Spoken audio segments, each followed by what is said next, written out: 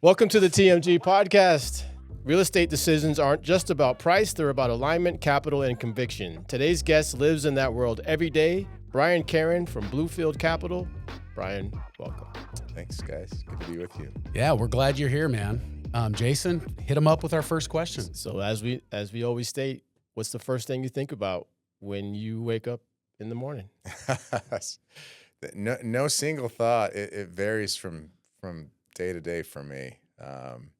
Usually, it's this probably isn't a good strategy, but I think about usually the things I need to get done or what's fire is burning hottest for me. So that's probably something I need to work on, is having a deliberate, strategic first thought. I think that's common, though. I think that's a lot of people think, okay, what do I have to get done today, right? What are the things going on?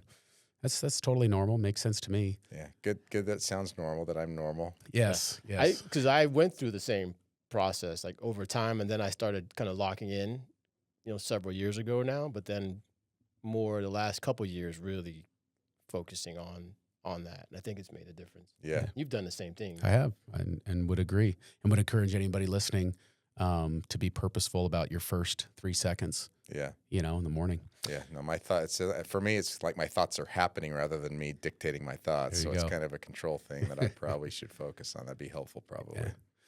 Well, cool. Well, Brian, he is a partner at Bluefield Capital. And we're super excited to have you today because we're going to talk about how you got into the business, some decision-making psychology. You've done 40 plus million acquisition, and then a bunch of others in your career that we want to kind of get into.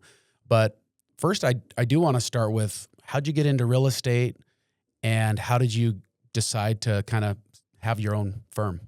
Yeah, good question. So my educational background's in finance and law. I went to law school and have always had more of a bent or interest in business and real estate sorts of things. I practiced law for a quick minute, not very long.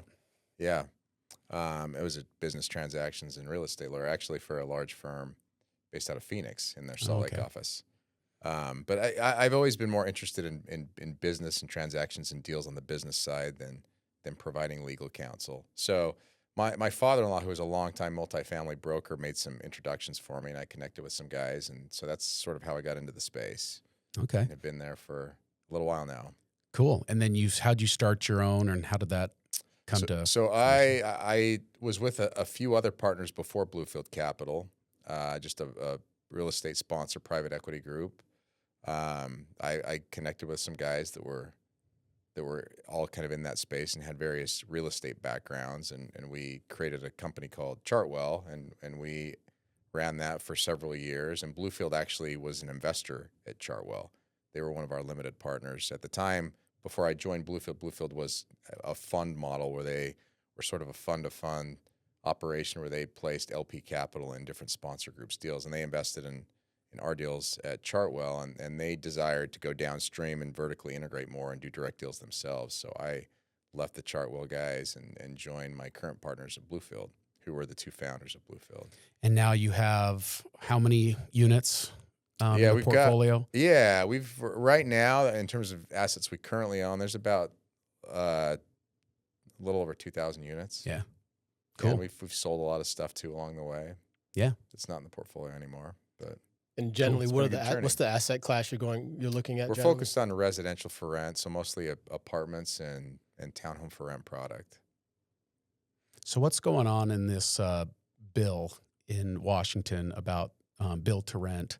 I've heard a lot of my clients, and it's blowing up on LinkedIn and everywhere. It seems to pose some problems, potential issues. No, it's an interesting solution that I don't think will solve the problems it's intended to solve, which is not unusual for government policy.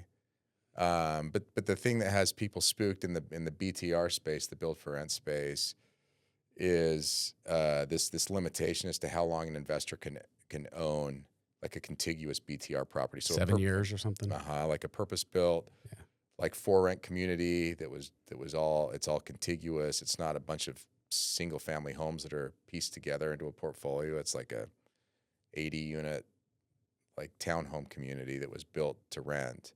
You have to if you play in that space and you own over 350 units, then you can hold those no longer than 7 years. So you can't really time them. If it's a bad time to sell, you're forced to sell. If the law is passed as presently constituted, it hasn't passed yet. There's a lot of folks that are concerned about it. It really, frankly, since it was presented, it's BTR has come to a screeching halt in terms of new projects. No one wants to build it anymore. Yeah. So design. I mean, we have a housing issue in our country, and it's worse in some places than in others. There's just not enough housing. It's a supply and demand issue. So I mean, really, if what happens is this is passed as is, it will prevent more supply from being built. So it'll exacerbate the problem. Yeah. So And I have a question Go ahead. or a story because I always typically open my first calls with new potential clients of, hey, tell me about your growth plans. I did my research on your company, and I've never heard a real estate person say, we're just going to pause and not grow. Yeah. Until last week, it was a BTR client, and they just said, we're just pausing. And I was like, I've never heard that in my 20-year career from a real estate person, right? And I just thought, well, maybe this isn't my ideal client, but then they talked about the bill and things like that. So I just thought that was fascinating. Yeah, but for go ahead, sure. Jason. No, Sorry I to was just interrupt going to you. say there's going to be a lot of people, hopefully a lot of people who listen to us still, but explain this a little bit more detail. Like I know a little bit about it, but not to the degree. I think it's fascinating, actually. Can you? Yeah, This Brian, proposed go ahead. legislation. Yeah. And I'm not an expert on it, so we've looked into it. We're aware of it. We understand it. We're concerned about it. It's limited in its application. It doesn't apply to all multifamily. It's Not yet. Not yet. Yeah. I mean, we can say not yet about everything. I know. But yeah, as it's proposed, it's applying to BTR, so single family for rent communities or townhome communities, and there's some definitions in there as to what constitutes a BTR community. I mean, if you have buildings that have more than 3 units per building, then you don't fall in the definition, so you're not subject to it. But there's so many communities, especially here in Phoenix, that are duplex and single family standalone units that it applies to all of those as it's currently drafted. So You can't own it for more than 7 years. So can you just sell it to your other LLC? I mean, I've not read it. I think there's a common ownership, so you can't do something cute and do that. We'll see. Well, hopefully it doesn't pass now or later. Yeah. If it doesn't pass now, that doesn't mean it won't come up again. Yeah. I mean, it obviously passed one side of Congress, so there's enough interest or lack of understanding that people got on board. That's scary. Yeah.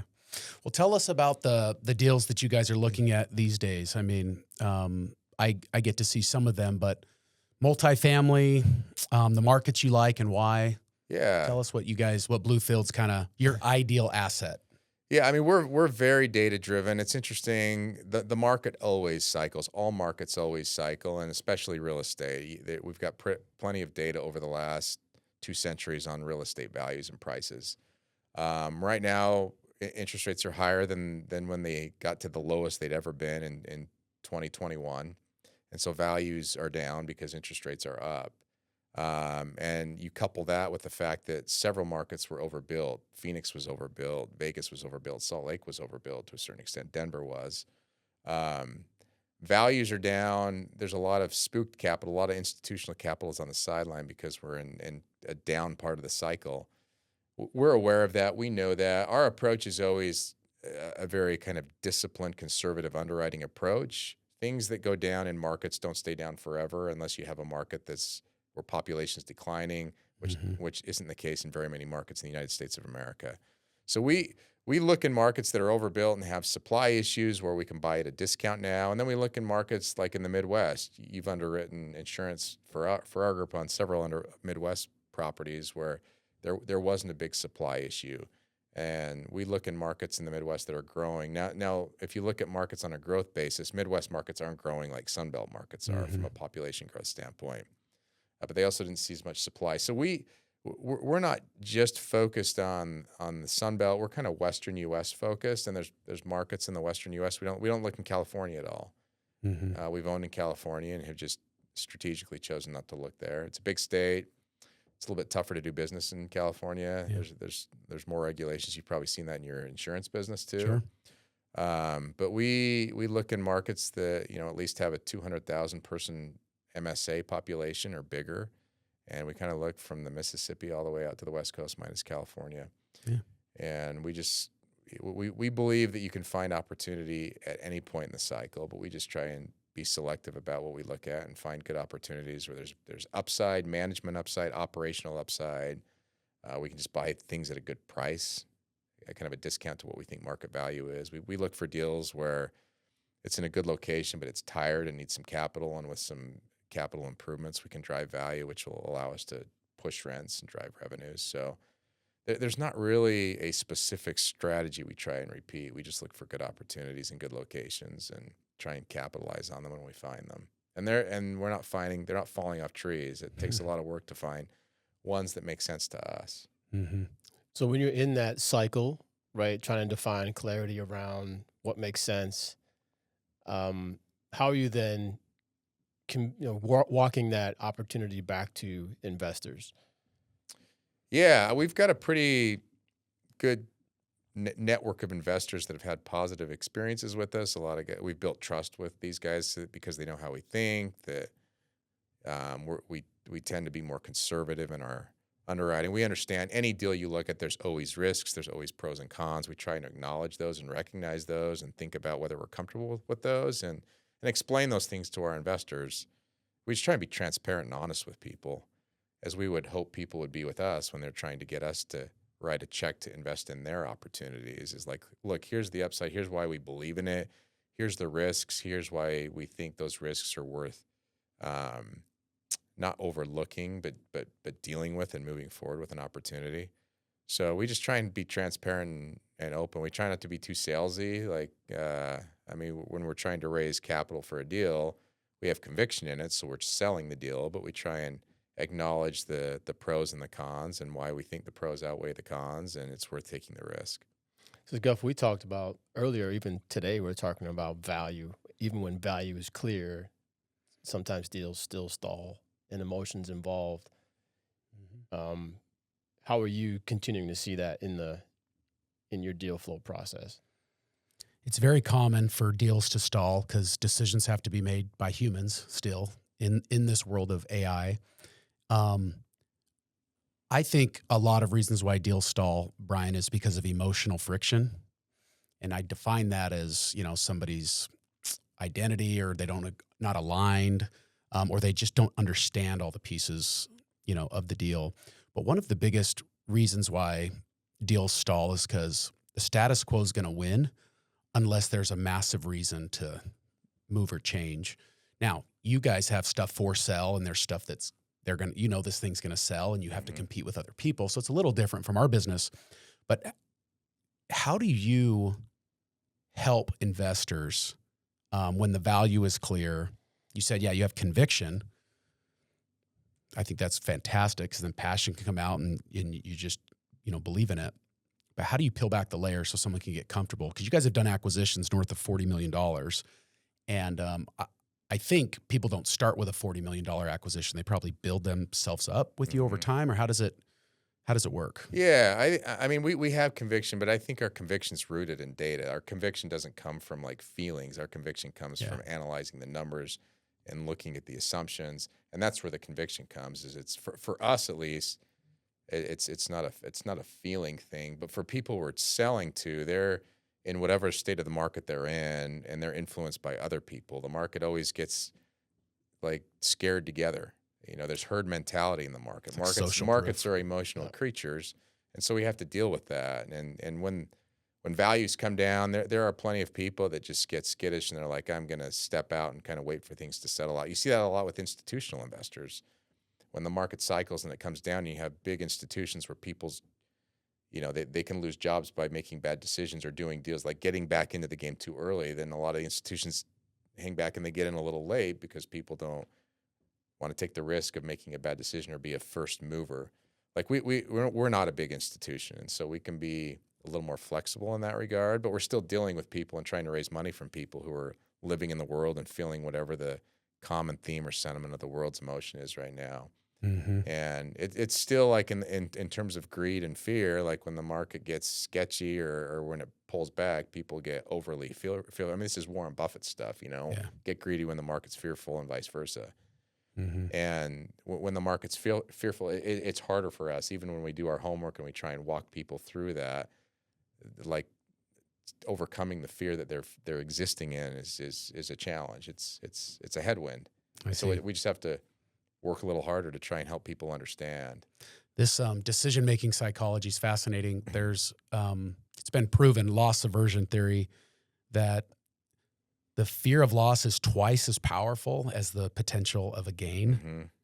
And what you're talking about, like social proof, herd mentality, you guys, because you guys are data-driven, you have to be. We're talking about millions of dollars. You make clean and good decisions there. Things make sense.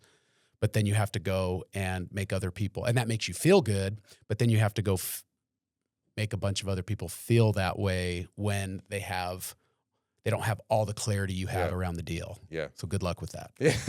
Thank you. Well, we've talked to economists, right? And I find them fascinating. Just kind of geeking out with them from time to time. And I always ask, hey, what are the leading indicators for this and that? And they can walk you through like all the things they look at, but always the last thing is, well, consumer confidence. Like that can flip every one of those other indicators on its head, right? So it's just being able to be nimble through that process and walk through loss aversion, right? Because ultimately that leads to inertia, which leads to status quo, apathy, learned helplessness. Those are kind of things along that same stagnation, channel. piling on, all it on and on. So just fascinating to hear that you're mindful of that in how you approach and thoughtful of that and how you approach your business. And trust goes a long way, like you said.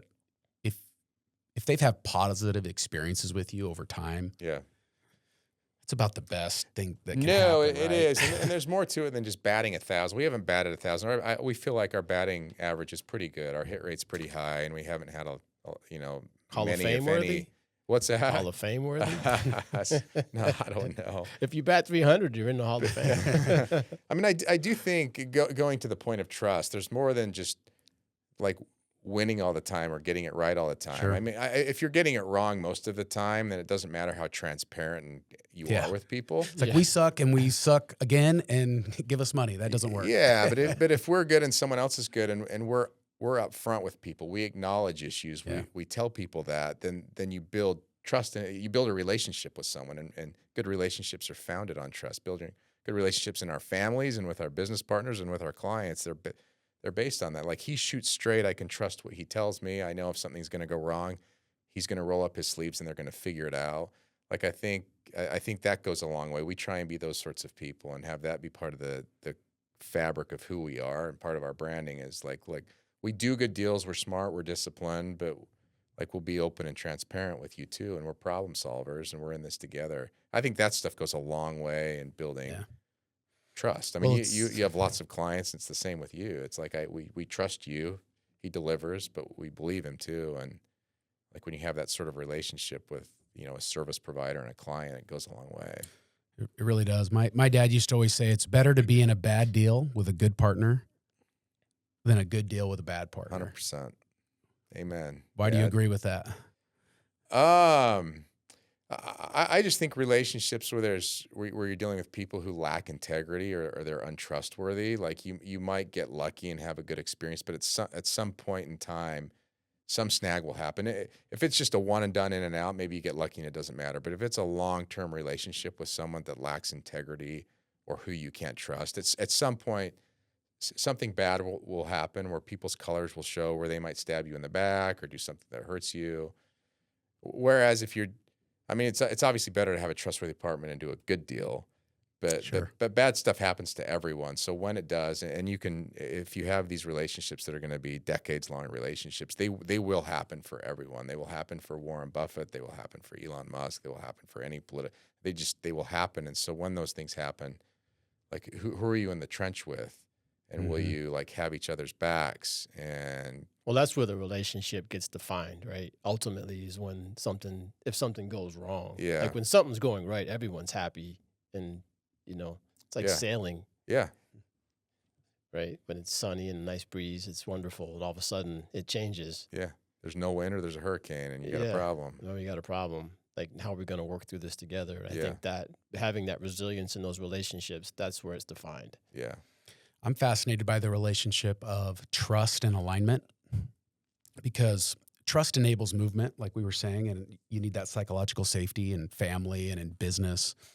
But if I want to buy property in New York and you want to buy it in LA, that's a problem as far as alignment's concerned. So how do you look at that trust and alignment in their relationship, or how do you guys look at that at Bluefield?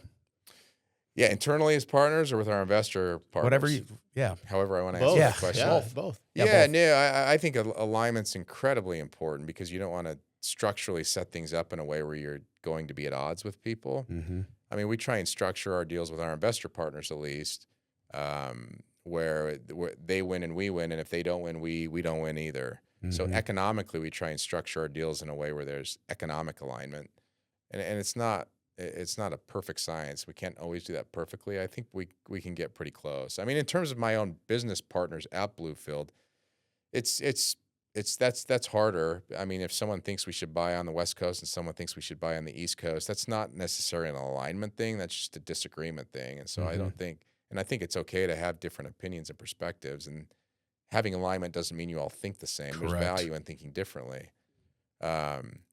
So I think there's all kinds of different alignment, but I think if there's a culture in an internal organization where you respect each other and you can debate, and you can just have, not necessarily the person who pounds the table the hardest, but like a collective syndication, like collaboration, then that, I don't know, that's an alignment thing. That's a different No, I think thing. it is, because as you're talking and something crystallized for me, I don't think you can have true alignment without disagreement, because humans are different. Humans are infinitely complex. So you can have a disagreement in a boardroom or a disagreement in a team, but as soon as a decision is made, clarity's got to win. And as soon as a decision is made, then alignment becomes paramount. Yeah. No, that's 100%. I mean, I think it's interesting. I'm married. I have a family. And I think about the goals my wife and I have for our own family 10 years from now. And we think differently and feel differently. I think more, she feels more, but our goals are the same. So I think it is important to have alignment with your goals, and different people will have different visions of how to get there. Yeah. So I think if you're aligned, I think organizationally, if you have business partners and you have different goals about where we're going, that is not alignment, and that will create serious. But if you're aligned in where you're going and what the vision is and the destination is, I think, like in a partnership, that's mission critical alignment. And then I agree with you. I think it's important to have different perspectives and viewpoints, because if you don't, you're probably missing it. If you have groupthink, you're probably herd mentality outside and then group in think inside, right? I think it's important to find the conflict, the rub, as I call it, right? Yeah. You got to find the rub, because that avoids confrontation. Like, the confrontation is bad. Conflict can be really good. Yeah. So getting clarity around that is, I think, important. It's interesting, Guff, because like we're talking about things that Guffy and I have talked about all along, and it's interesting how much you have aligned with your discussion points around things that we have discussed. Yeah, I thought I in our made own up a lot time. of stuff you said, but no. I definitely did not. But no, so where does that come from? Like, because I think we're constantly on this journey of self-improvement and getting better. That's generally one of my gratitudes as well, is like I'm grateful that I desire to get better, right, and to challenge status quo mindsets.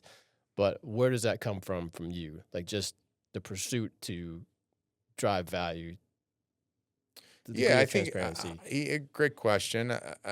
I don't know exactly. I mean, I think if you you take pride in your work and you strive for excellence, that's like part of who you are and what you value yourself. Like, if you're that sort of person, then it just kind of happens. I think it's hard to manufacture. If you don't value that stuff personally, it probably won't happen. Even if you look at yourself in the mirror and say that. If you don't mean it, it doesn't work. So if you're not born that way, can you become that way? I think so. I don't know how, but I think for me, it's just we try and be good at what we do, and we want to be the best at what we do. And there's certain like core values we have personally that sort of drive those sorts of things. Yeah, I would agree. Let's get to know Brian a little bit. Obviously you have tremendous business acumen. You have good instincts around large deals, alignment inside the organization and outside. But, what's something, how would your kids describe you? Oh, that's a great question. I should answer that and then show them this and see if I was right. They probably would say Dad's, tells bad, like stupid jokes and he's goofy. I would hope they say that he's always there and he shows up for us and he works hard and tries to, be there for us. So if you show up, you work hard, and you're there for your children, those are great things that your kids will remember forever. I hope they would say that. That's me projecting what I would hope they would say. I'll have to play this back for them and see. Yeah, play it back and say, look, college funds depend on this, but you guys say whatever you want, Save it for when they're adults too, right? You can reevaluate that afterwards. Yeah. So, and they're probably right. My jokes are probably corny too. That's probably, I'm sure they will say that. I'm sure they would say that, and they're right. Yeah. That's awesome. So what do you like to do for fun? I mean, you live in Utah. You can fall out of bed and be on a ski slope, but what do you? Not this year. Yeah, definitely not this year. My gosh, there just might not be snow. Very slow. Yeah, I live in Utah. I do like to ski. We like the outdoors. We like to hike and trail run, get in the mountains. We've got awesome ski resorts we like to hit in the wintertime when there's snow. I like to golf. I'm a sports fan. Life's busy, but when I have time, I like to hang out with my family. Yeah. But I have a story about Brian. He told me, because I'm the same way. I like to drink a lot of Diet Coke, and so does he. But we met for lunch, I don't know, 6 months ago or so, and I went to this restaurant. Right when I walked in, I'm like, they only have Diet Pepsi here. And I just knew it right away that we were in trouble. But it was good pizza. Pizza's phenomenal. We had a great time, but I'm like, I need to know my clients better, So the little things clients say, you kind of listen and try to improve upon. And but that Guffey was hasn't funny. forgotten. That's impressive. Yeah. For sure. So you're 13. You have $20. It's a Friday night. What are you doing? I'm 13 years old. You're 13 years old. And I have $20 and it's a Friday night. And $20. Wow, that is a great question. I mean, 13 was a while ago for me. Yeah, I mean, if probably hanging out with my buddies and with $20, I don't know if we're golfing or bowling or. I mean, back when I was that age, we don't have the tools that my kids who are 13 now have. Yeah. So I hope we're getting out of the house and doing something fun. Getting some food. Yeah, that's a lame answer. But hanging with, I think all lame answers when you're. All answers are lame when you're 13, right? Hopefully, you're doing good. I like people. I always have. I like my friends now, and I like them then. And so you like to hang out with people who you enjoy spending time with. So we figure out something with that $20 and hopefully wouldn't get in trouble. So what's next for Bluefield? Just continuing to grow, disciplined, or what else are you guys up to? Yeah, I think disciplined growth. We want to grow our investor base. We want to continue to acquire good assets at good prices where we can drive value for our investor partners. People always ask how many deals do you want to buy this year, and we always say we'd love to buy 5 or 6 deals this year, but if we can't find 5 or 6 deals we like, we won't. Hopefully we say we'd like to buy 5 or 6 deals and we see plentiful opportunities and we buy 8. But I think it's just slow, disciplined growth. We want to adopt some of these technology tools that are game changers. Let's talk about those. What technology tools are game changers? Yeah, I think just where this whole artificial intelligence world is going, this is massively disruptive. It's going to disrupt every industry. I heard someone say, geez, if you're an accountant or a lawyer, I was like, it will affect them, but it will affect everyone too. Yeah. And, maybe we should just push our kids to go into the trades. And I was like, I don't know how it will affect the trades today. That might take a little longer, but everything will be disrupted by this technology. So we're thinking about, we invest in for rent housing for people. I don't think it's going to make people go away, but maybe it'll make people go away too. But as long as there are humans on this earth that need housing, and we're trying to invest in that, figure out how we can use AI to help us make better decisions, to help us be more nimble, to help us understand more data. Like we just want to incorporate AI, and we're not perfect yet. We're just in the adoption phase, trying to figure out how we can use this tool to make us better at everything we do in every facet of our business, not just accounting and finance, but in asset management, in finding new deals, in studying markets. There's just these tools that we now have that we didn't have access to before, where it's like we can hire people that work 24/7 that can do the work that we used to have to hire people to do.